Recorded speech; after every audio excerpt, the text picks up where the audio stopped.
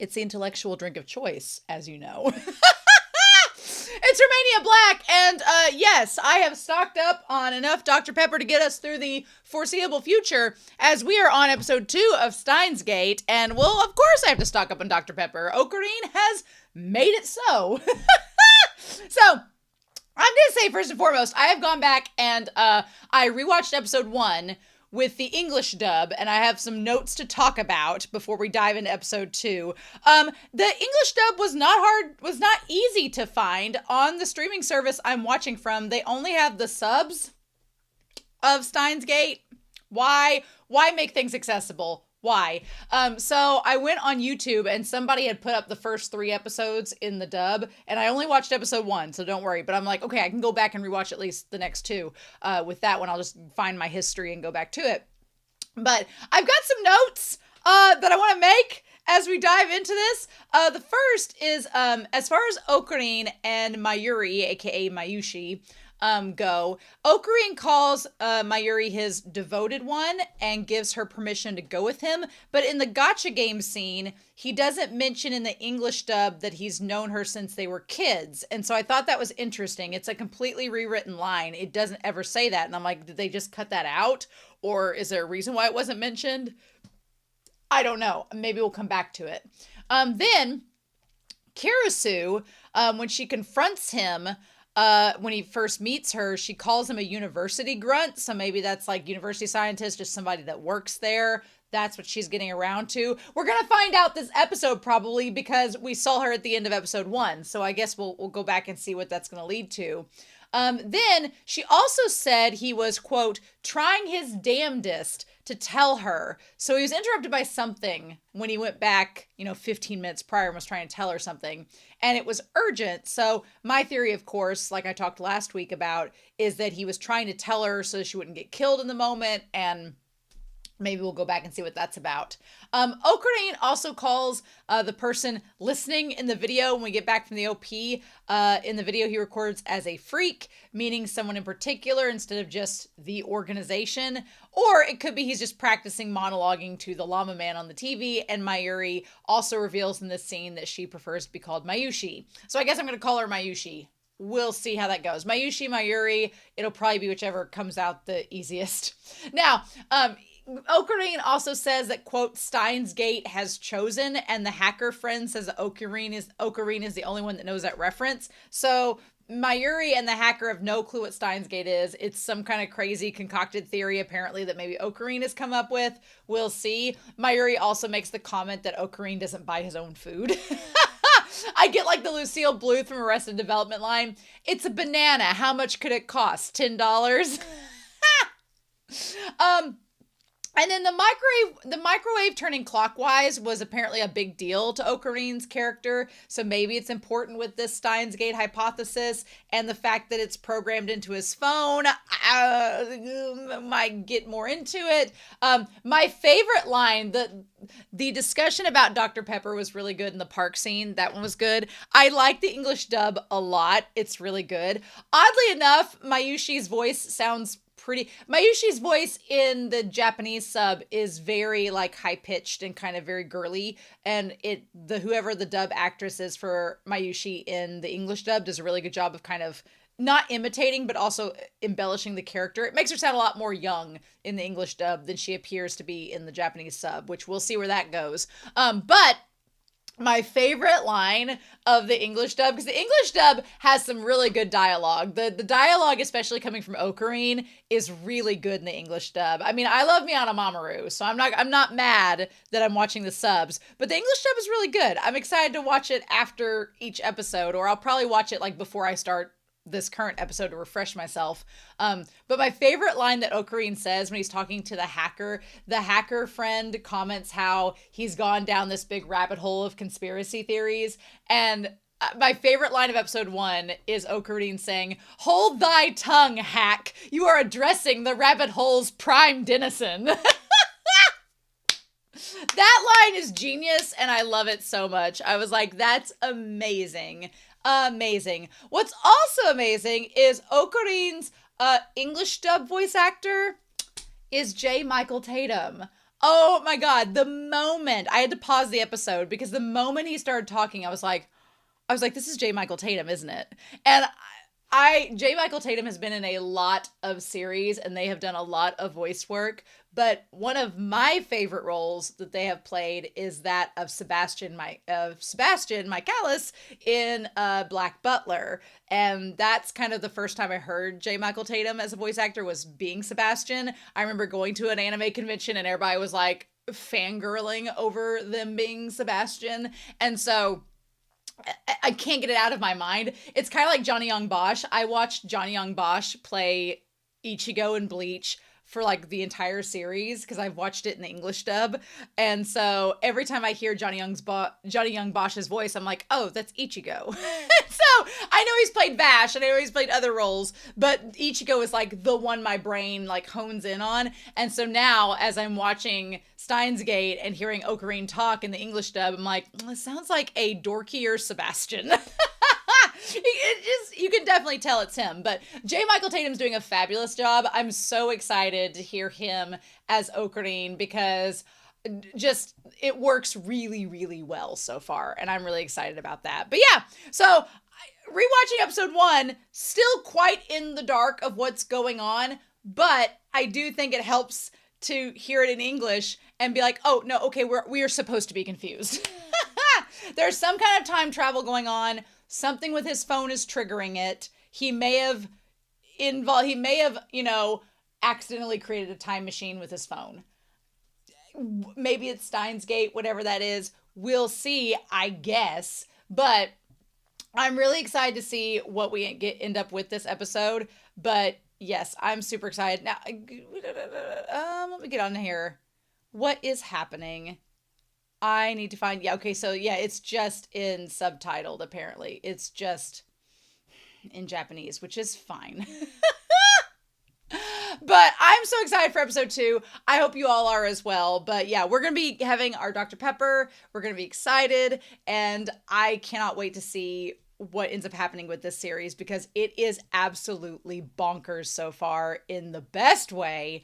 And I'm so curious to see what we're going to get. So my dogs are at my feet and they're ready to watch with me. So we're not going to waste any more time. We're going to dive right into Steins Gate episode 2 and see what we get. And we're going to do that here in 3, 2, 1. And I'll see you all on the other side.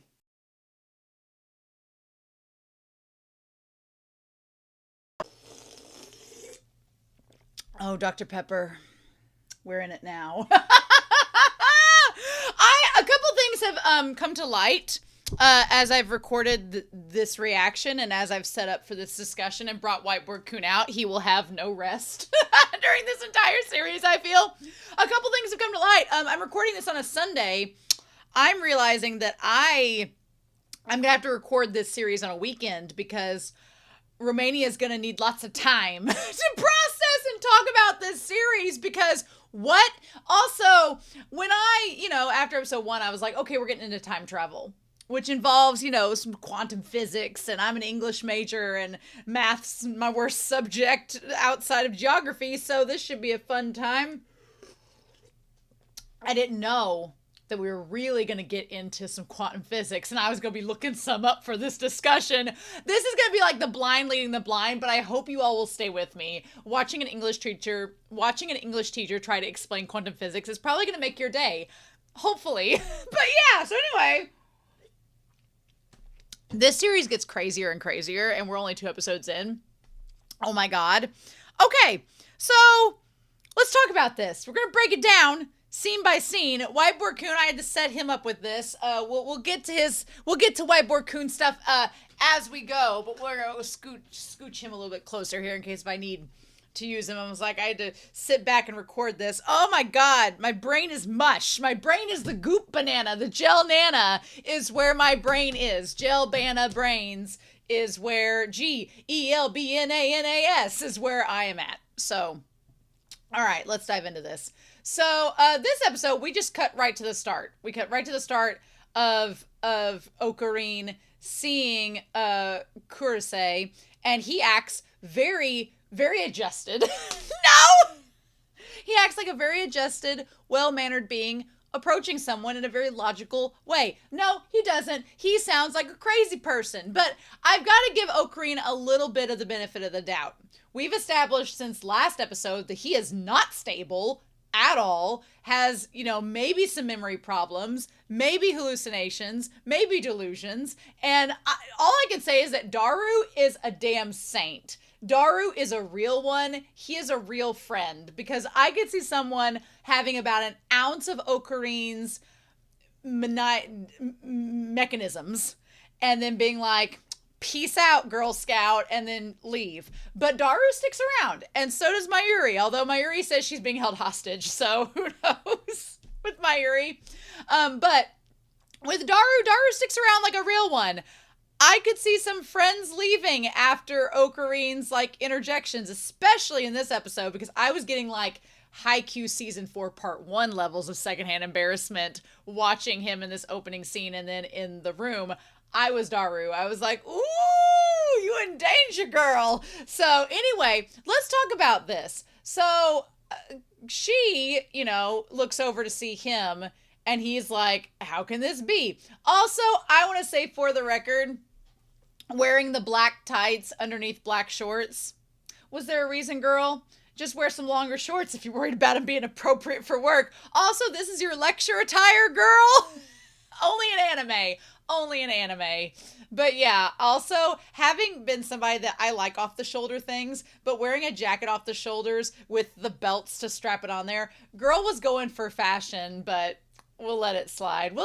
She's got red hair. We'll let it slide. So yeah, Okarin is just like, how the hell is this possible? I literally saw you dead in a puddle. Will say her ankle boots are super cute. Those shorts are too short for me. I'm in my mid-30s. There ain't no way. And girl is like, what is that trend that's on TikTok right now? I only hear from my one friend who's on TikTok because I'm not on TikTok. But it's like, what is it like? Not horror members, but what is the siren? Oh, office siren. She's dressed like an office siren. That's what it is. I'm like, what is this trend that's going to be outdated by the time somebody watches this 3 months from now? That. And he's like, but how? And then, look, I understand why Okarin grabs the hair and says, I can touch her. She's really here. In that state, if you just saw a dead body for the first time and it was her dead body, and then literally a day later you saw her in the flesh, I could see you being like, oh my God, what's going on? Will say this came out in 2010. 'Twas a different time. I don't blame her for being like, she handles herself very well. Would have kicked that guy in the gonads and been like, do not touch my hair, sir. Especially because she has no clue who he is. He would have gotten a swift kick in the balls if it had been me, but I am not Kurisu, clearly. But I do love the hair animation. It looks great. And then when he pokes her and she's like, what are you doing? And he's like, you're not a ghost. And she's like, do you want me to call the cops? I mean, great reaction. And he's like, I just want to know the truth. And they said, you were stabbed here. And she's just like, Also, is this a harem anime? I don't think it is. But it's given some hallmarks of it. I'm like, is it? So, okay, real quick, just to establish, and I know some people, I did a analysis of Rent-A-Girlfriend a little while ago, which is, this makes Rent-A-Girlfriend look like Nickelodeon slime at the bottom of a dumpster that's been there for 12 years. I cannot tell you, the difference in quality is so apparent, and I'm so happy about that.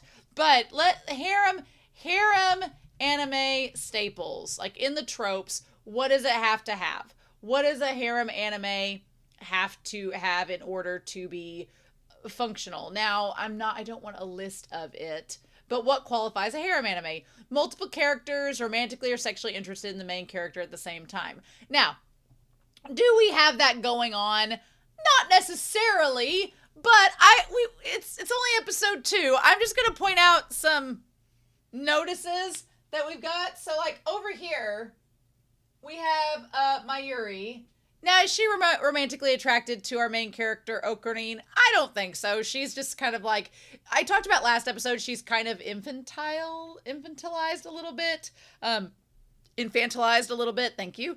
That I don't know what to do with her yet, but she's not attracted to our main character. She's just there. Right? So then we also have Kurisu. Now, Kurisei blushed when he, like, pulled open her shirt to talk about where she was stabbed and was poking her in the face. But maybe she's just, like, she's just like, what are you doing? Like, a little bit, like, kind of blushy and, like, stop. Like, kind of, she has, like, a tsundere kind of mentality. Now, if you were to tell me that Kurisei and Okarin are going to be our main couple in all this, I'd be like, well, yes, that makes sense. So I'm not saying that's not the case, but that's making sense. Then we have the priest's son, which I'm like, okay, cool. Come on, 2010. But we have the priest's son, that in which Okarin has his bisexual awakening with, that definitely is into Okarin. And Okarin's like, oh, well, the priest's son, and we'll get his name in a second. But he's like, oh, the priest's son, he's like really attractive and has an amazing voice, but he's a man. And I was like, okay, bisexual erasure. You can like the son. It's okay. Although the son does seem really, really young. So I'm like, maybe don't like the son. But I'm also like, okay. And then we have the one, we kind of call her Shy Gal for right now. Shy Gal is clearly afraid, but Shy Gal seems afraid of everyone, and he's just happened to give her a time of day. And so we'll see what happens with Shy Gal. I'm like, but she could be a love interest. Who knows? Then we have Bunny Girl.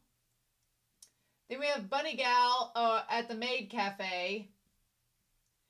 And I only call her Bunny Gal because her, like, pigtails reminds me of Chibiusa from Sailor Moon, and Usagi is, Sailor Moon. It's related to rabbits, and that's where my mind is. But yeah, we have her, and she clearly is, like, into Okarin as well. So I'm like, we got a lot of female characters. Oh, and then there is the coworker, the part-time worker. The part-time worker is at least curious about Okarin. So there's that. So there are literally 6 female characters that are interacting with our main character male. Daru's out of luck over here with his 2D waifus. Poor Daru. But yeah, I'm like, is this a harem? This is giving me Tenchi Muyo vibes. If you've ever watched Tenchi Muyo, it used to be on Toonami when I was in high school, and it's been literally 20 years since I've seen that series, so I cannot remember much about it. But I do remember that there was, like, mostly all, like, 6 or 7 girls, one dude, and they all, to varying degrees, had a thing for him. And I'm like, it's a harem. So yeah, so I'm like, is this sci-fi harem? We'll see. We'll get into this. But yes, with the priest son included in that as well. So yeah. And he's like, well, you were stabbed here. He's like, that was the truth. And she's just kind of, like, shocked and pushes him away. Like, what do you mean by the truth? Are you stupid? Do you want to die? And then what? I like that Daru said that's Louise Chan's famous line. I was like, I like that Daru's like, hey, don't be quoting my 2D waifus. Daru's a real one. I love him. And he's like, you got stabbed. To be fair, if someone out of nowhere came up to me, grabbed my hair, and was telling me I was stabbed and they saw it, and said 3 hours ago at the press conference in the radio building, I'd be a little freaked out by this person. And Daru's being like, try to control your delusions. The press conference was called off. Daru is a real one. Daru is trying to get Okarin under control and being like, you're being delusional. You're freaking people out. How he wasn't thrown out from this building, I do not know. 'Twas a different time. So this guy calls her up for this lecture, and he's like, are you running away? And then she turns around to him and being like, and he's like, I have a name. And he says it in the most dramatic fashion. He's like, Hoen Kioma. And she's like, okay. So I'm super curious about her. We talked a little bit about the OP. It's giving me some Neon Genesis vibes. We'll see where that goes. This episode is called Time Travel Paranoia. Yep. So my brain melted throughout parts of this episode. So we're going to get into that. I want to talk about this. So, okay. The paper at the top says, "Are time machines possible?" So this is taking place in 2010, which that will have a relevance here in a minute because Romania did a little bit of a deep dive. So we're going to get into that. But so this series takes place in 2010. And some noteworthy things about her paper is it's from Sciency. It says cutting edge of brain science, making the memory data is possible is the name. So I don't know what in the world memory data has to do with all this, but she doesn't believe in time machines. She doesn't believe in time travel. But that doesn't mean time travel and memory data might be more connected than we think. And she's like, you can't build a time machine, but maybe you can affect time in different ways. And so memory data might be something that she was going to talk about, but then Okarin kind of interrupted and, derailed the conversation. But I'm very curious. So, and plus we've already had Okarin talking about his memory being tampered with. We don't know what we're going to just put the organization up here because we don't know what the organization is about. He makes it sound, in one hand, it seems like the organization is either one of three things. It's either completely made up and in Okarin's mind, which we cannot rule out. It is either a specific organization that Okarin has had past and present interaction with, and he's convinced is responsible for everything, which may or may not be true. Or it's a 1984 style organization that is in fact a danger to society, and Okarin is a genius, and we're just not on the same page as him yet. It could be any of those three possibilities or something else entirely. So, but anyway, I was trying to see what else her paper said there. It said something, I wish my eyesight was better, something about CAJ, and it said like a week ago or something. It's hard to read what that is. But she's like, well, thank you all for coming to my lecture. And then she's like, I don't have much experience with lectures like these, but I hope you'll bear with me. And everybody's like, oh. And so like Makise Kurisu is giving the lecture. And so then he's like, so she's not a ghost. What's kind of crazy about this episode is that throughout it, Okarin keeps rationalizing in his brain what's going on. Even when people have already told him like about the satellite and about her not being a ghost, about this, he almost has to like, his brain almost seems like it's moving so fast. He has to catch himself up to speed, which is very eerie, right? He's like, you're still talking about that. Like he's in a loop. It's very eerie. And she's like, so I've been asked to speak to you about time machines. And he's like, what? And so then she says, it's a different topic than that of my science magazine essay, but I'd like to give it a try. So he recognized her in episode 1 from her science magazine essay, right? That's where he knew it. So interesting. And he's like, time machines. And she's like, I think they are foolishness.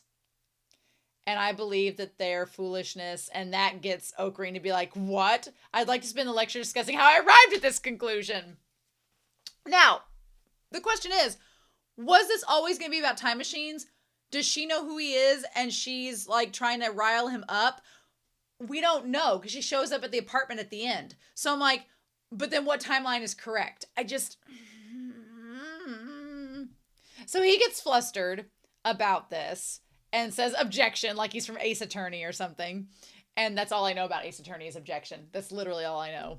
And he says, time machines are impossible. I like Daru's putting his head down like, God, don't recognize me. I don't want to be associated with this man. He's like, it's too early to decide that. And he's like, you're embarrassing yourself, Okarin. And she's like, oh.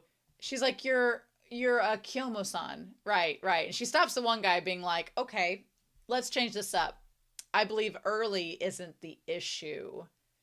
It's theoretically impossible. And he's like, what? I like Daru's like, please stop. Don't do any more. She's like, well, let's change the format from a lecture to a discussion. Like, and in this, she's like, this will make it easier for certain stubborn people to understand. Like, basically, Kurisu like, don't mess with me, bitch. Don't mess with me. This is my lecture. Do not come to school me. I like Kurisu a lot already. She's great. She's already, I'm like, yes. She's like, isn't that right, Hoen Kyomo-san? Like, she's just pushing his buttons, right? Just tapping him. And he's like, okay, shoot. She's like, you've recognized me by name. Let's go. Then we have this scene that goes back and forth.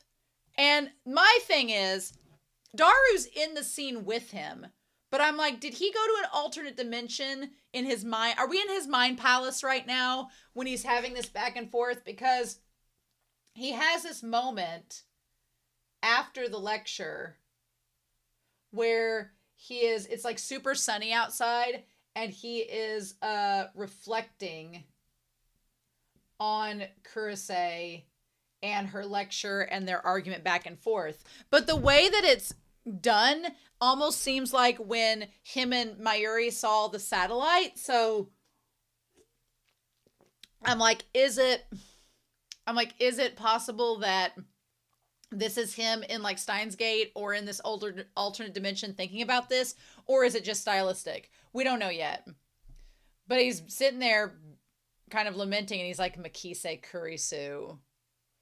And there's Daru with him. Now, did that board have a bunch of stuff on it before? No, it did not. So wait a minute. The board at the beginning of the lecture did not have any writing on it. And now it's got like a whole host of writing. So the board changed.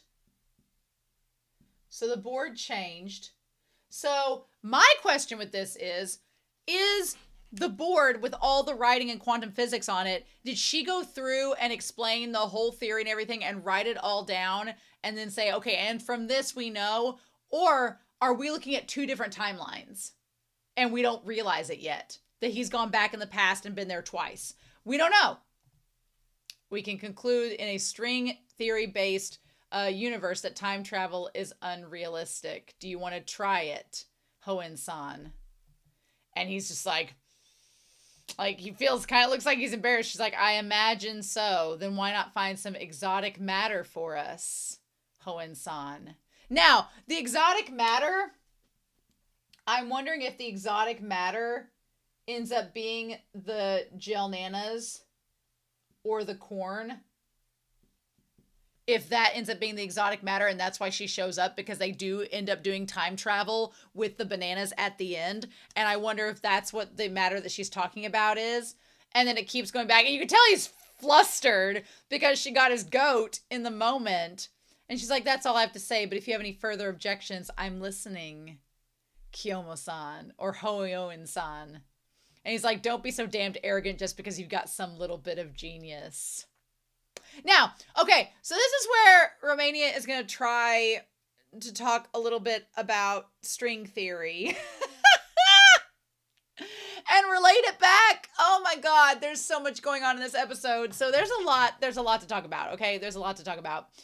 So string theory, if you try just looking string theory up on its own, I thought of string theory because my parents and I used to watch The Big Bang Theory like years and years ago, and string theory was brought up. One of the characters in the series, their whole like major thesis is about string theory. They don't really explain it in that series, but it's that terminology like resonated in the moment. So here's the thing with string theory. String theory, if you just want to be, and I'm talking like basic pumpkin spice latte basics about this, is that the world is essentially made up of these vibrating particles that are like strings that vibrate. And there's this theory with it that is not like, it's not history repeating itself, but it's like things happening that rhyme.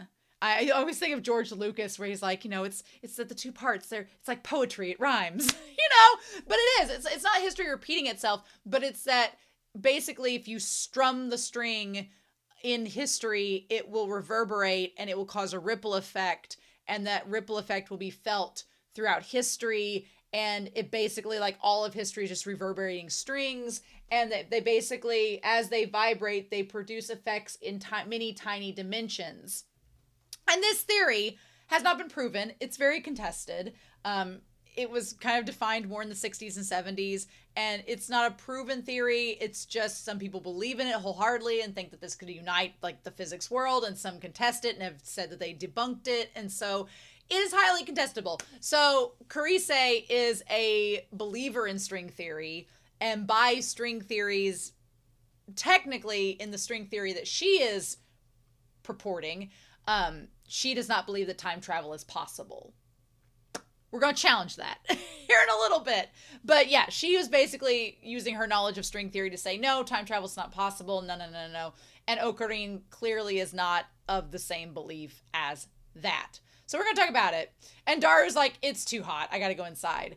Okarin keeps going back that whenever somebody is trying to object to what he's saying or trying to say he's not right, he considers them to be an organization's agent.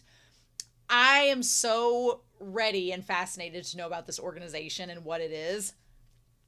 It may turn out to be a bunch of hokum, but we'll see. We'll see. He says the lecture itself was a carefully planned psychological warfare aimed at me, but I'm not going to let it get to me. Mwah, ha, ha, ha, ha. And he does his evil villains, his mad scientist laugh. So yeah. And then he gets onto his phone and looks up and apparently gets a text from the Yanagibayashi shrine, which is where Mayuri is at. So we have Yanagi Bayashi and at the shrine. Okay. So Mayuri's just hanging out. I thought they were bags of bananas, but they're corn.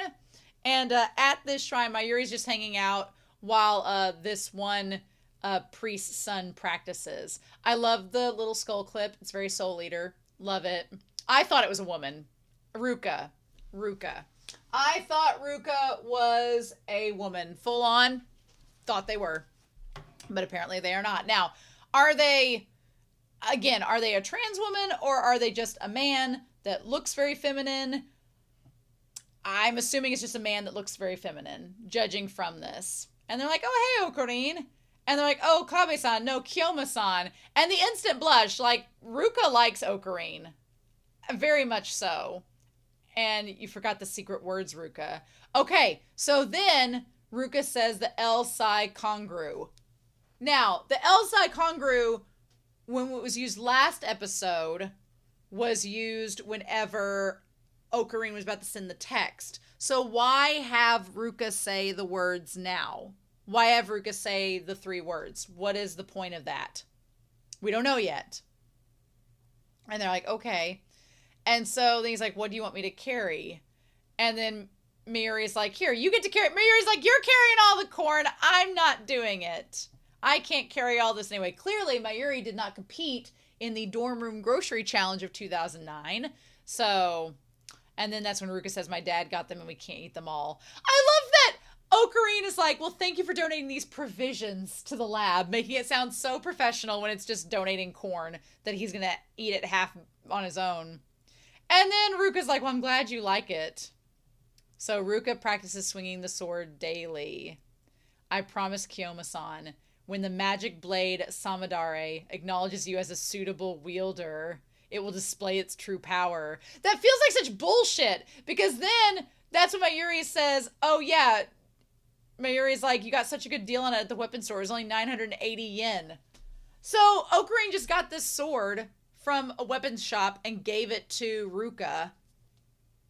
I guess as part of in order to get on Ruka's good side to get him the corn and provisions. And then Okarin's like, I need to be exercised and your dad can't do it. Because then Ruka's like, he says an evil spirit has possessed my right hand. You have to hurry and do the exorcism before the power takes over my entire body. So Ruka seems, 1, very young, or 2, very gullible to believe Okarin and his lies. I don't know what the case may be. But, and I like Mayuri's like, oh, so the evil spirit possessed that one today. Interesting, like this has happened before. And that's when Okarin's like, okay, so Urushibara Ruka. And says, the mannerisms and voice of a woman. No, more feminine than any woman. But he's a guy. And then says, taller than Mayuri, but so very thin. But he's a guy. Looks great in a priestess outfit, which is where I thought that was the case. But he's a guy.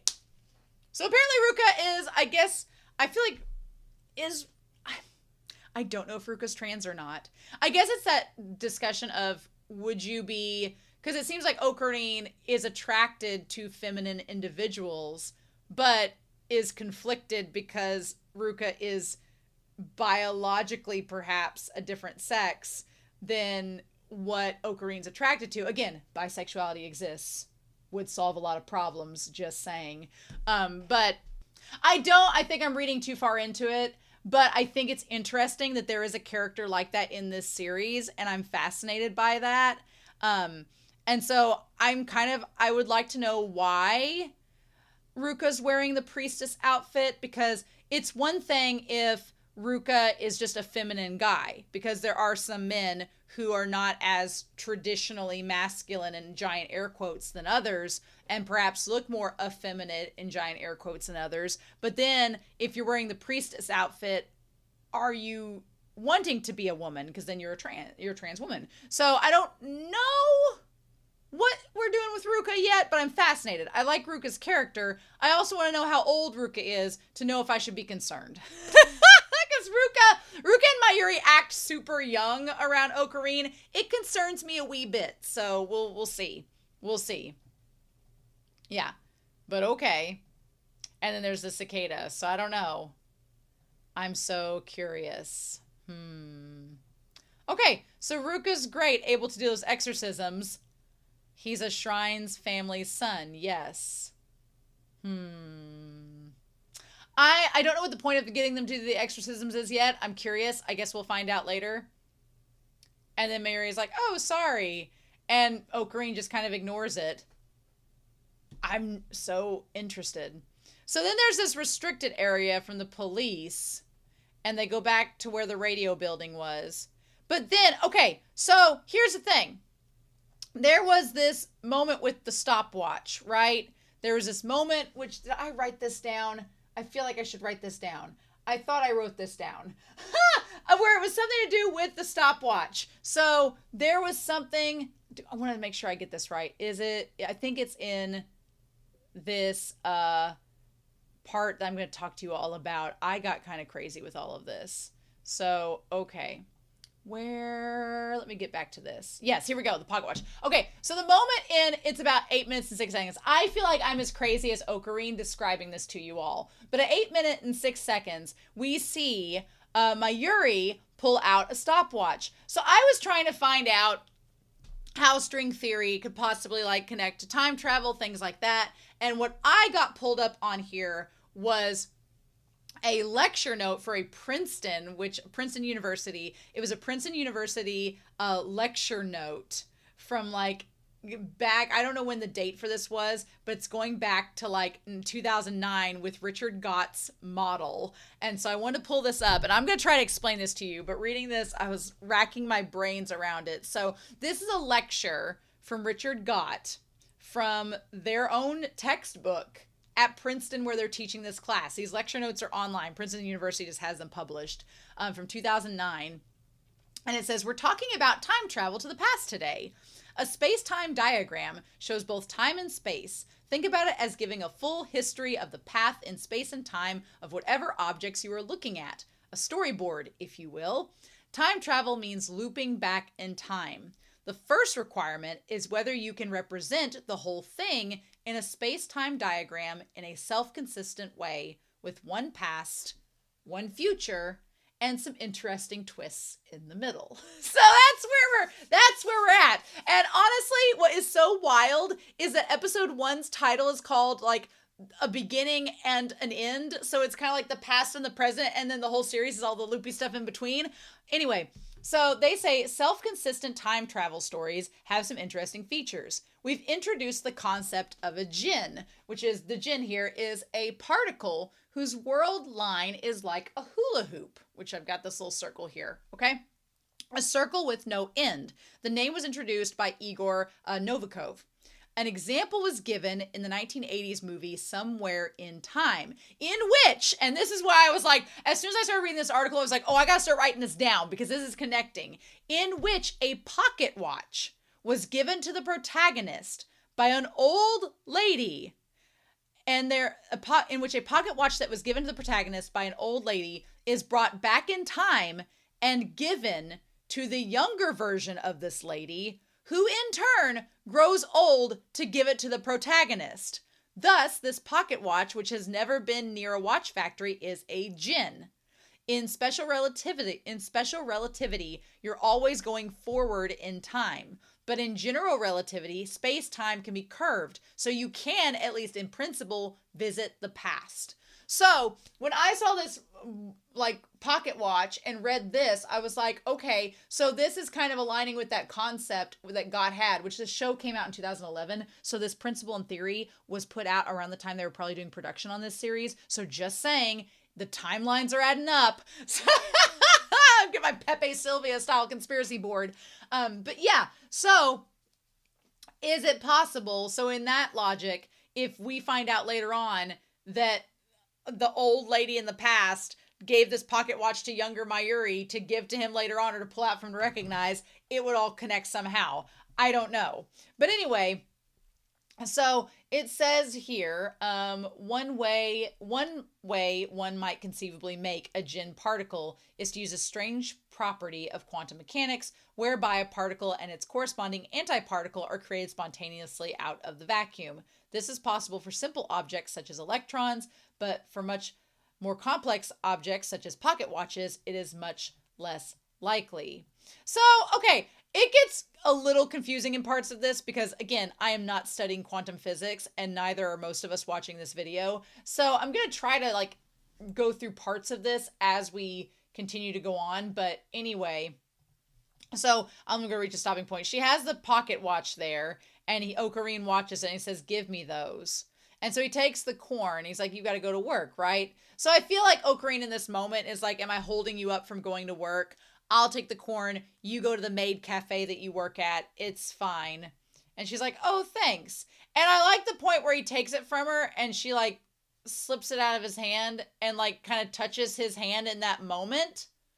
I don't know if that's creating like, if her touching his hand as she gives him the groceries is creating an intersection in time or a fixed point. I don't know if that interaction is creating a fixed point and that's going to be something we bring up later because otherwise why focus on it? Everything seems to have a point here, so why focus on it? And then she says, oh my, and he says, Mayuri, you didn't hear her scream, did you? And she's like, no, I don't think I did. So no one remembers, not Mayuri, not Daru, not Kurisu. And then we see Mr. Braun. Now here, Mr. Braun's like, I've got a part-timer that I'm interviewing. And then we meet this new individual who has like very athletic gear and these two crazy braids, which is wild. Like, this can't be your part-timer. And they're like, is that a problem? So then it says your name is Amane Suzuha. Okay, so part-time gal is Amane Suzuha. This tiny lady. And he's like, how old are you? And they're 18. Okay, we're legal. And they're like, I just like CRT TVs. All right. And Okarin's like, it was that easy to get hired? You just have to say that you want to? Is this some kind of joke? And he's like, my name is Okabe. He's an idiot who rents a room upstairs. And he's like, well, it's not Okabe, it's Hoenn. He's like, oh, quit giving yourself a fake name. He's like, I'm Okabe Rentaru. And then he's like, well, special intelligence corn that was donated to the lab is what's in these bags. Special intelligence corn is hilarious. If you want some, you must adequately compensate. I don't like that. Do not make deals with Okarin. Do not make deals with the devil here for corn. It's not worth it. And like, well, this is how it looks fresh. I don't know.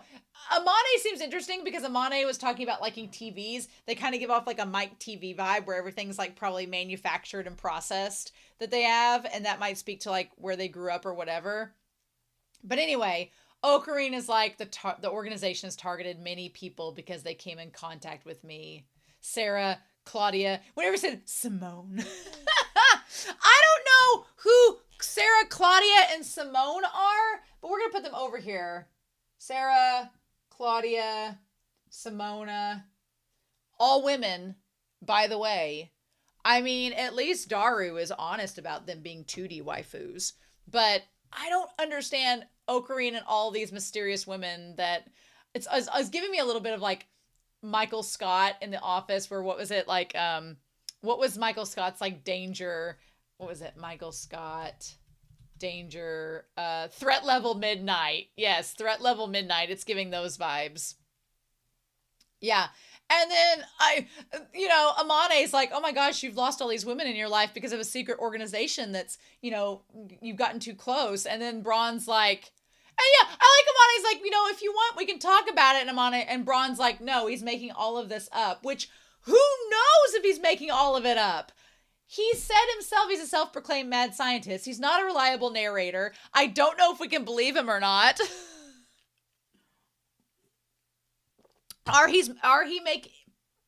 Is he making these women up? We don't know, right? I'm going to get back into the quantum mechanics in just a second. Don't worry. And he's like, well, think that if you like. Someday the entire world will bow at my feet. I just don't know. I'm like, there's parts of him that are like Light Yagami, and then there's parts of him that are like the most dorky, confusing, unreliable narrator, and I don't know what. Anyway, so Okarin throws an ear of corn to Amane. Amane is instantly smitten, smells the corn. You do with that what you will. As someone who's been growing up near corn their entire life, I'm like, I wouldn't sniff a corn cob. It's fine. But anyway, so we have, I'm assuming that's the top of the apartment building then, because we get to where the clothes were hanging up and the rooftop, right? And then we go back to where in the kitchen area of the apartment, there is this, it looks like they boiled the corn and it's sitting out there and he's sitting there eating. And then we're going to get into John Titor, which is who he brought up last time about the time machine theories. Okay. Oh my God.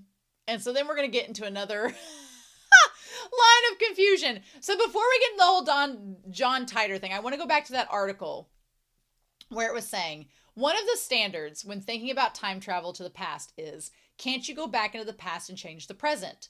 For example, if you can go back in time and kill your grandmother as a young girl, why we use that example, I have no clue. What the heck, Mr. Gott? Then you wouldn't exist. There are two possible responses to this. A, the story has to be consistent.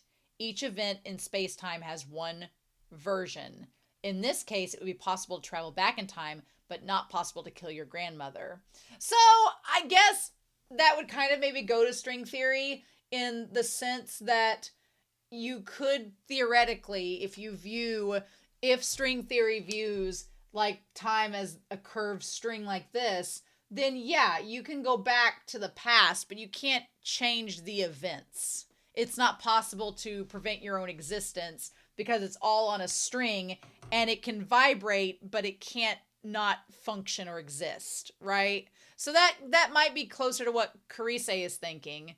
But then the second one that Gott brings up is quantum mechanics interprets essentially every event in terms of probabilities. For example, if you have a hydrogen atom with its electron in the n equals 2 excited energy level, quantum mechanics gives the probability for that electron to decay to its ground state at each particular moment in time. One way to interpret these probabilities is to say that each moment, the universe splits into two parallel universes. One in which the electron decays to n equals 1 and one in which it doesn't. So, one possibility for time travel is that when you go back in time, you get two parallel universes, one in which you kill your grandmother and one in which you don't. This idea is called the many worlds theory. So essentially, there's this idea of parallel universes that gets brought up that could be every time. And it's kind of like Back to the Future where, it's not just point A to point F and you just go back and change things. No, what happens is you get point X1 then and FX1 then, and time changes and you just create these splinter universes every time you try to change something, which the idea of parallel universes would match what's been going on with Okarin. But then the question is, he seems like he's experienced those parallel universes and comes back to a different one. So how did that happen? How does that work? So in special relativity, you can certainly visit the future. If you travel in a rocket ship at high speed, your time goes slower than for your twin that stayed on Earth. So you can move to the future much faster than quote unquote normal. Similarly, if you go to the vicinity of a black hole, your time goes slower than the person far away. And I just got done watching Gunbuster not that long ago, and I'm like, we're going back to like those time principles, which is crazy, but the time principles in Gunbuster have been theoretically proven wrong since then, so what do we do? But anyway, you might think that if you go faster than the speed of light, you would see time reverse direction. But as we've seen, there's no way we can go faster than the speed of light, so that won't work. However, in general relativity, the trick we will try to use is to use curved space-time to take a shortcut between 2 points to go faster than light. If we're clever, we can use this to travel back in time. So then they get into this thing about using a cosmic string to give us a curved space-time. Think of it as a one-dimensional analog to a black hole, essentially an infinitely thin but stretched out. A black hole is a point of 0 dimensions. A cosmic string is a long, stretched out, very massive object with a gravitational field which is not spherically symmetric around a point like a black hole, but cylindrically symmetric around a line. Cosmic strings have no end, and therefore are either infinite in extent or are closed loops. They are predicted to exist by various particle physics theories created in the Big Bang, but unlike black holes, there is no observational evidence that they actually do exist. For the sake of this argument, we will assume that they do. The space-time near a cosmic string is like that of a pizza, one which has a slice taken out, and the edges next to the missing slice are associated with one another. And I was reading this and my brain was starting to melt, but here we go. This distortion can give you gravitational lensing. This means that the light from an object beyond a cosmic string will be bent by the gravitational influence of the string so that it can come to us by 2 or more different paths.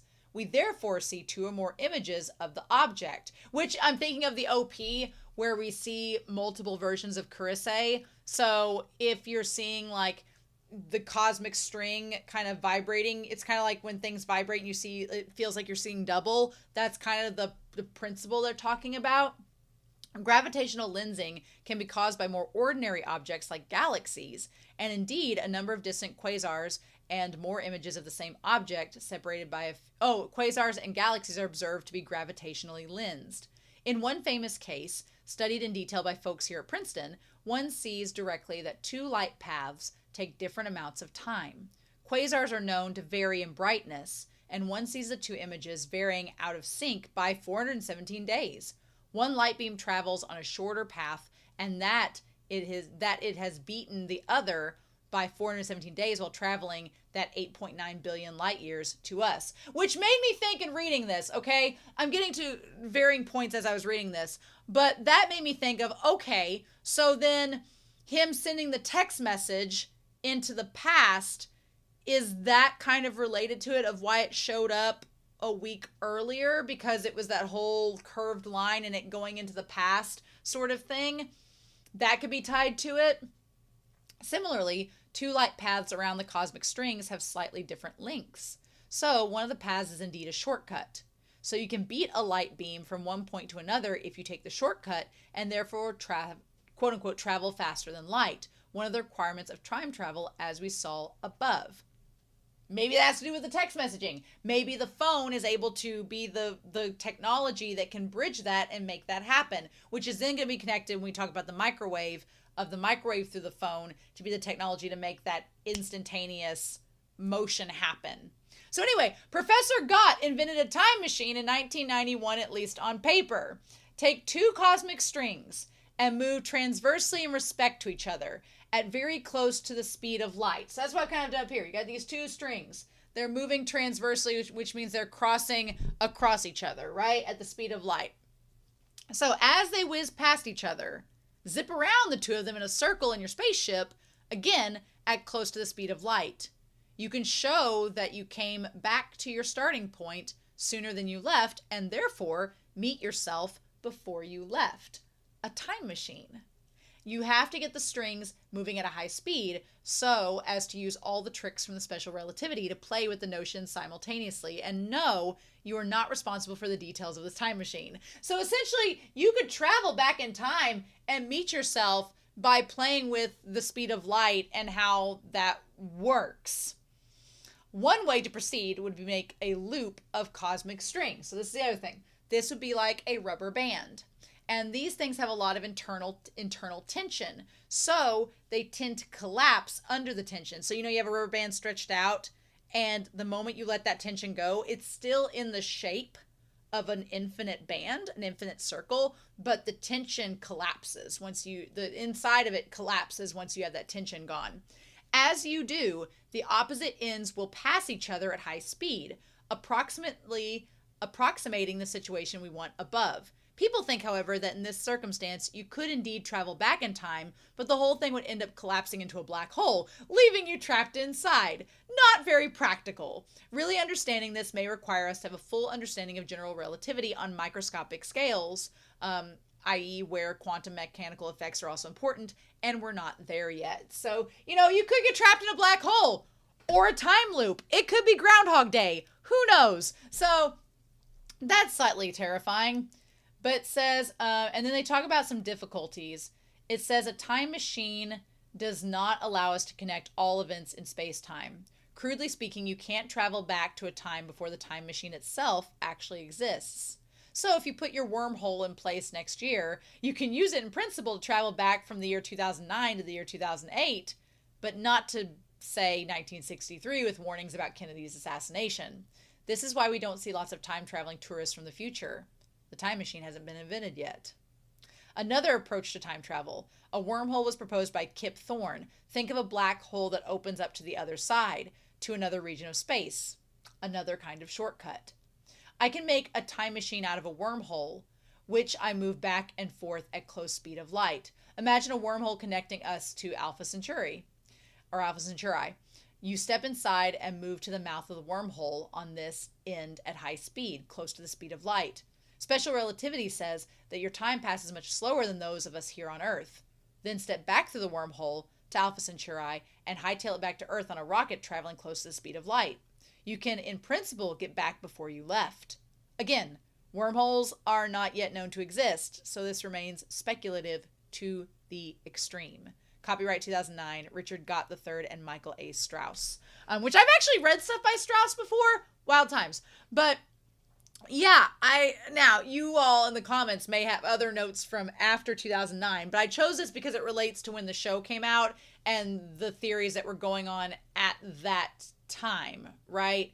So essentially, we're going to get into the concepts of the microwave and how this all relates. But I thought that was fascinating and was like, okay, well, that's cool. So then here's the thing. John Titor is brought up, right? As Okarin is talking about the satellite crash. He's like, Mayuri and Daru were correct. And so then he gets on Google, which is what I'm about to do, and looks up John Titor to get into this. Now, he says, was this some kind of hallucination? Because he talked about John Titor and the time travel theory, right? And so he brings that up in this and says that there's like an @channel where he's looking up more information about him, about John Titor. He says, a time traveler's here. I guess this is like an instant messenger sort of thing. And he says, CERN maintains exclusive monopoly on time machines. So we're going to put CERN down here with a monopoly on time machines. Okay. Supposedly. Neither civilians nor corporations may acquire one. They've used the time machine for their sole benefit to bring about dystopia. So basically they are an organization. Maybe this is the organization that Okarin is talking about that has brought about dystopia in the world. We don't know. Okay. I've come here to change the future. Now, here's the thing. The John Titor, and you see the glasses here with this guy here, and the hair there. Does he kind of look like Okarin? I don't know. Is John Titor just another name? Who is he? What's his deal? Okay. I did look up John Titor on a wiki. But okay, the titer has to do with the computer. Oh my God, I just saw an IBM 500. Oh, okay, we're about to get into some stuff here. Okay, John Titor and Time Travel Zero are pseudonyms in communications and on the internet forums between 1998 and 2001 by an individual claiming to be an American military time traveler from the year 2036. Oh my God. His post discussed various aspects of time travel and described future calamitous events, including a global nuclear war that he predicted would happen and take place in 2015. Thank God we avoided that. Thank God we avoided that. The story fascinated internet communities, but the increasingly inaccuracy of the predictions and other inconsistencies led many to view it with skepticism and try to discover who created it. A 2009 investigation suggested the affair was a hoax started by Larry Haber, a Florida entertainment lawyer, or one of his brothers, John Rick Haber or Maury Haber, both of whom have careers in computers and IT. However, the Habers and other suspects have denied these reports, and no one has publicly claimed to be the originator of the Titor posts. That's so crazy! Okay. So it talks about him appearing in 1998. And where's the whole thing about the computer? Because that computer is what the girl had a picture of that she was looking for. Okay. It said in his online postings, Titor claimed to be an American soldier from 2036, based in Tampa, Florida. He has said he was assigned to a government time travel project, and that as part of the project, he was sent back to 1975 to retrieve an IBM 5100 computer, which was needed to debug various legacy computer programs that existed in 2036, a reference to the Unix year 2038 problem. Oh, okay. It says the year 2038 problem is a time computing problem that leaves some computer systems unable to represent times after 3:1407 UTC on January 19th, 2038. Well, we'll probably have AI fix that by then. I'm sure. Yeah. So the IBM 5100, it looks just like the computer that she's looking for. Runs the APL or basic programming languages depending on the model. This is awesome. Cool. Okay. So the 5100 IBM is the computer that Titor supposedly was looking for. Okay. And that's what Shy Gal is looking for. I'm so interested. I'm so interested. Yes. Okay. Interesting. Titor said he'd been selected for this mission because his paternal grandfather was directly involved in the original assembly and programming of the 5100. He attempted to provide proof of this, describing unpublicized features of the 5100, which led some people to believe that a computer scientist must be behind the postings. Interesting. Okay. So it said Titor described his time machine on several occasions. And Okarin pointed this out in saying that Titor had a theory in 2000 about the time machine in the last episode. In one early post, he described it as a stationary mass temporal displacement unit powered by two top-spin dual positive singularities and producing a standard offset Tipler sinusoid. The earliest post was made more explicit, detailing the components of the machine: two magnetic housing units for the dual microsingularities, an electron injection manifold to alter mass and gravity of the microsingularities. This all feels like jargon to me. A cooling and X-ray venting system, gravity sensors, Celsius clocks, 3 computer units. According to the post, the device was installed in the rear of a 1966 Chevrolet Corvette convertible. Later post mentioned a 1987 truck with 4-wheel drive. If we get a Corvette or a truck with a time machine in this series, I'm going to be so excited, right?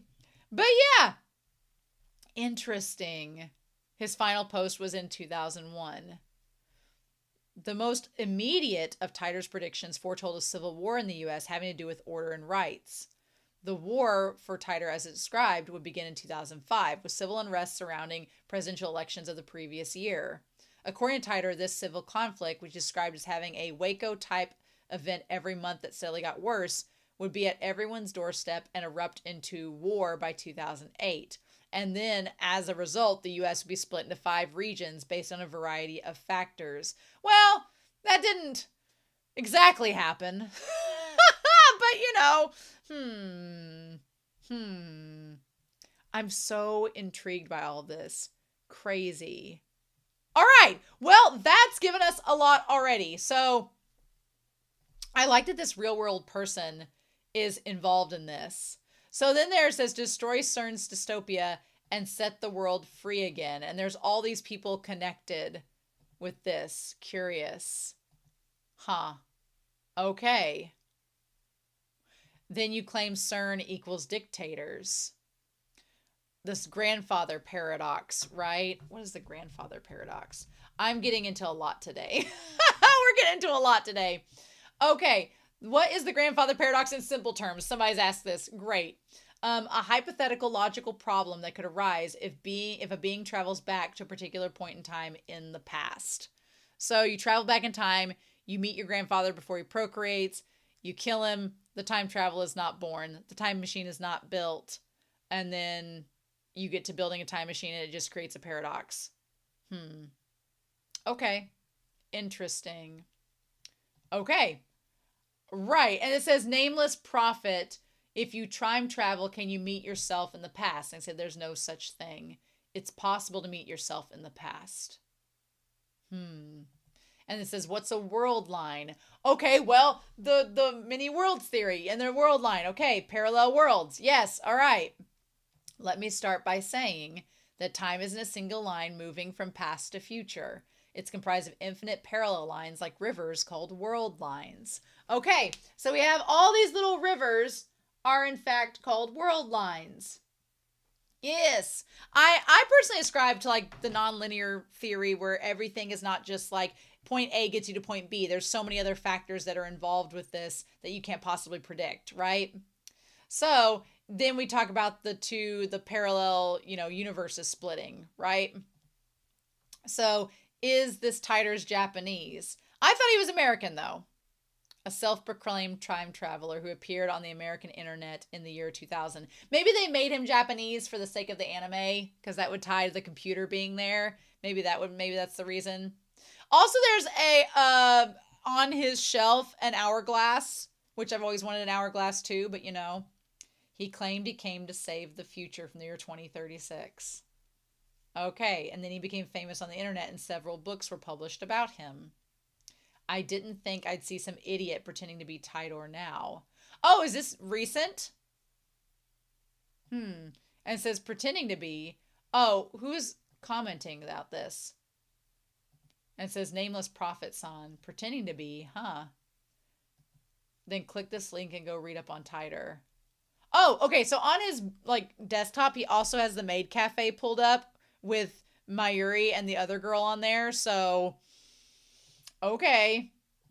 And then what is that? Aaron at Utopia and the May Queen Neon Rib. Okay.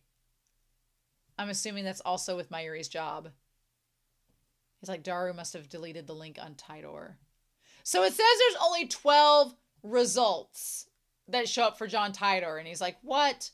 And he's like, impossible. It was 10 years ago, but this was huge. He's like, it can't be. But then, okay, why does it, when it goes back, it says 56 results? Why did it change? Why did it go from 12 to 56? Why are we in two different timelines in the same scene? Stop it, show. Stop it. Damn it. Okay. So he goes to look for his stack of books that he thinks he has. And meanwhile, Daru's with Ferris. And he's like, where's the books that you have? The books on the bookshelf. And he's like, there are no bookshelves on John Titor. He's like, I don't even know who that is. He's like, I stayed up most of the night looking into John Titor. So it's still July 28th. And now it's like midnight. What is happening? He's like, I found every bit on the internet that I could. Okay. I want an answer from Titor. About 10 years ago, in other words, the year 2000. He's like, it's interesting you should ask that. But unfortunately, I've never been to the year 2000. Oh my gosh, nor do I intend to go. What is happening? So he's walking around and that's when he sees this girl. She's taking pictures of him. And he's like, you took my picture, but why? You should delete it for your own sake. And she's like, oh, sorry if it made you unhappy. And he's like, well, what are you taking pictures of? And she's like, proof. of where I walked today and what I saw. She seems like somebody that's been in the same state he's been in. She seems like somebody who's been stuck going from timeline to timeline and is trying to keep track of where she is the sense that I get from her, right? So yeah. And so like, I want to ask you about something. And she says this, that's the computer. Yes, that's it. An old PC. Do you know anyone who might have it? And he's like, well, delete the photo. And she's like, tell me. He's like, no. He says he doesn't know, but I guess she threatens him to find out or help her find out. He's like, I'm not going to sell out my friends. I'll give you my own address and then get a hold of them. And then she asks, what's her name? He says, it says Hoen Kioma right there. Now, does she think that that's not his actual name? And says Oboen Kioma. Why did it say Oboen Kioma? Is that just a typo? Maybe he tries to correct it from her and he asks her to give the phone and she is immediately like, no, you do not get my phone. I love Okarin as a character. He's great, but he really needs to like ask ladies before he invades their personal space. Right? And she's like, absolutely not. So I'm very curious what's about to happen. So anyway, Okarin, just like, welcome back, Okarin. Welcome back, master. I love that Mayuri has the wig on. It's super cute. And there's even figures of them and everything, which is crazy. There's like several of them. I'm working. It's Mayushi Nyan Nyan. Okarin sounds like, welcome. He's like, where's Daru? He's in the back. So Daru's there. And then we have a girl that looks like Chibiusa. So what happened to your promise to visit every 3 days? And he's like, oh, sorry. The organization's sabotage has been awful. Now, again, this girl is going along with his organization bullshit. Like believing him. Are you going to have another secret meeting today to defeat him? Oh my God. Give me the usual stealth field. I wish you'd let me join me. He's like, no, it's too vast for you to handle. I just don't know. Kurisu is like the one woman that looks at this man and his delusion and is like, the fudge. Everybody else is like, well, he seems charming. The one thing is that the pink-haired girl gives me like Rent a Girlfriend, Rene vibes. Real hardcore. I don't know what to do with that, but I'm just like, girl, why you indulging him? Don't indulge him. I guess she's indulging him so that he'll pay her more. I guess that's part of her job. So I guess maybe she's not that dumb. She's just trying to be like, give me money, sir. But then she says, after months of harsh training in the highlands and overcoming my master's death, at last, I've mastered it. And then Daru is like, I'll never forgive you. So I guess, is she one of the waifus that Daru's like, really? Seriously? Okay, because she's on the TV. And she's also wearing a wig too, I bet. So I bet all of these women that working in the Neon Neon Cafe are wearing wigs so that they look like the anime characters that they're being and they're acting like them. So that explains the personality choices. But again, this series is so wild because you can't rely upon anybody being genuinely themselves because you don't fully know their personality because there's all these layers of their persona there and it's wild. Anyway, so Okarin asks about the computer. He's like, I have no interest in that girl and her lies. Okay, so Daru is mad because Okarin seemed like he was flirting with the pink-haired girl. Oh, that probably explains why on the computer, it's Daru that's been looking up the maid cafe. So Okarin's like, I'm not interested in the pink-haired girl that you like, Daru. It's fine. He's like, what is this? Okay, maybe she's Ferris. Okay, we'll see. She may be 3D, but she has a 2D soul. Oh my God, ridiculous. So yeah, the IBM, it says IBM 55100 instead of IBM. Ah, crazy talk. Okay. So then he's like, it's a retro PC. About a month ago, there was a rumor there was somewhere one in Akibara. Even the famous lightning speed Nightheart has tried to find it and failed. Okay. No, I feel like it has existed. It was sold over 30 years ago. Interesting. I'm so curious about it. So then it says, the lightning. Oh, this is them, the lightning shiatsuist. I wonder if it's the same one. I'm waiting, Hyoen-san. I sent that mail. I'm Moika, age 20, no real job. I can mail you, right? I'm sending it whether you like it or not. What is this? So then, what does he say there? His phone rings. He says, that girl. I sent that mail. I'm Kurisu Moika.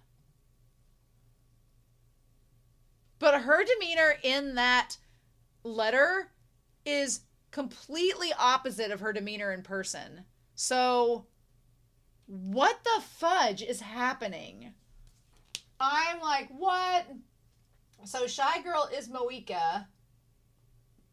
What? What is happening? Something is going on. This was sent. It doesn't tell us the date that it was sent, so I'm wondering if this was sent in the past or future. What? He's like, is this the same girl I just talked to? It doesn't seem like it, does it? No. What the heck? What is going on?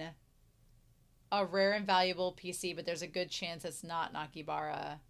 And then he says the L-Psi Kongru, which again, as he's sending the letter, and it says, okay. So, okay, again, these girls working at the Maid Cafe, their job is to portray a certain character from a certain show. So, the omelet saying the world's in danger omelet seems something totally normal because it fits whatever show. And Daru clearly knows about that because Daru's like, yeah, no, it's just part of the show. But Okarin feels like seeing it is a prophetic sign that the world is actually in danger. So what do we do with that? And then in this moment, he has this like flashback or flash forward where he's on a train. Okay. He's on a train thinking about something. And then it says Tokyo Denki University analysis at the laboratory. So we go back somehow to Tokyo Denki. What? And it says analysis at the university laboratory. It says reveals that the gel bananas have been torn apart at a molecular level. Ha! So they turned into something that wasn't a banana. And he's like, well, isn't that bad? And he's like, what's going on? He says, the only thing that comes to mind is the EM wave effect from the phone machine named subject to change. He's like, my intuition as a mad scientist. So here's the thing. It's all set. And they're like, aren't these Mayushis? And they're like, oh, well, I bought them with research funds and they were donated to the lab. Let's toss the whole thing in and see what happens. He's like, one wouldn't work. Oh. He says, can we really learn its true power that way? And he's like, we should just take it off. So here's the thing. What Daru suggests actually legit works. It actually works. They open it up and the banana is gone. It has transported back. So here's the crazy thing. Back when last episode, we took all of the being, the entirety of it, and we put it in the microwave. Well, the banana had nowhere to go because it had no starting point. You took the entire foundation, the banana and everything with it, you put it in the time machine. There was nowhere for it to go back to, or there was nothing for it to go back to, so it just was gloop. It went back to where it came from in a different form, and that was inside the time machine. So it was just bleh. But here, you just took a piece of the bunch of bananas, put it in the microwave, and whereas in episode 1, the bananas had nowhere to go, so they just stayed in the microwave, here, it had a place to go back to. It went back to where it was from in this different form. So, I don't know physics, but that kind of makes sense in a weird way. And I like these, like, do I need government approval? I need emergency order 666. And he's like, you're the one who hit it. And he's like, what are you doing talking to yourself? But no, the teleporter microwave, and then it's back on the table as gunk. Yeah, the gel banana. It's completely connected to the rest of them. We definitely removed the one before, right? Yes, I think so. Is it really a teleporter? And that's when, now here's the thing. Here's the thing. Our girl shows up, right? Our girl, Kurisu, shows up and calls him Okabi Rentaru. So, did she find that out from the landlord downstairs? Or is this Kurisu from a different timeline? Or is this Kurisu with new knowledge? Or she said, no, Hoen Kyomo-sama, wasn't it? Okay. So she knew his, original name and kept calling him by the fake name to humor him. But how does she know him? What is happening? What's from the timeline? This series is gonna make my brain hurt. But it's okay. I'm in. I'm probably gonna see episode 3 before I read any comments from y'all, and I hope that's okay. But so anyway, I've talked for nearly an hour and 15 minutes about this series. Surprising no one. I hope you all have enjoyed this madness. I feel like I'm gonna go crazy like Okarin watching this show, and you all get to watch it in real time. So fun times. Anyway, I'm gonna go grab another Dr. Pepper, get situated, and I will see you all again very soon. I hope you all have a wonderful week. Please stay safe, take care, and I'll be back, and we will watch episode 3 of Steins Gate. Bye!